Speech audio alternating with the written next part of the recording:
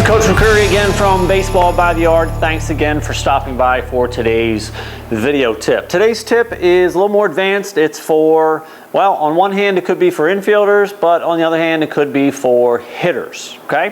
What I'm going to talk about today is one of the mistakes that middle infielders will make when the catcher gives a sign to the pitcher. Okay, as you get older, of course, every inch counts. And so what you will sometimes see is middle infielders lean on a particular pitch or maybe even step a certain way before the pitch because they want to get in a better position to be able to get to the ball. So here's the example. Let's say we have a hard throwing right-hander on the mound and we have a right-handed batter at the plate. So a hard fastball is going to be more difficult for that right-handed hitter to pull. So if I know that as a shortstop, if before the pitch I'm hanging out and I look in and I see the sign, catcher puts down a fastball, well, I think that right-handed hitter may be late on that pitch, and so I might play a little bit farther to my left. So as soon as I see the catcher put down fastball, you might see a shortstop take a little bit of a step this way. Okay? Now, as a hitter, sometimes you pick that up if the middle infielder is moving too quickly. So it can go both ways here. If you're a hitter, pay attention to those middle infielders. Sometimes they will tip off the pitch before the pitch comes, and if you're aware of that, you might be able to determine what is coming. Now, middle infielders, of course, you don't want to make this mistake.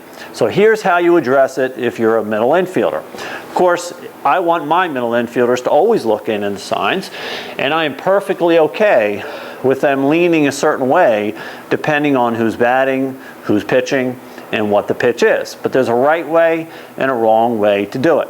I mentioned earlier that the wrong way to do it is immediately after the catcher puts down the sign. So the catcher puts down the sign and you immediately see the middle infielder go this way or whatever. That's very easy to pick up. So the way you combat that is you don't move until the pitcher is in the middle of his delivery.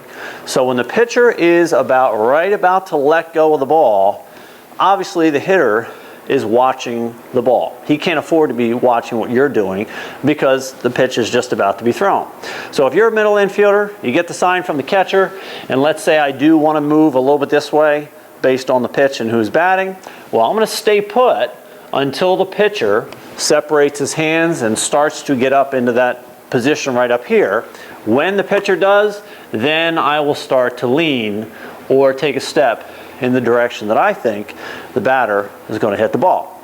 Now, of course, there's a lot of variables here. If you have a pitcher on the mound who never really throws the ball where he wants to, then you might not be able to do that much. So it's a more advanced thing. There's a lot of variables in that. My point is, for middle infielders, don't tip off the pitch too early.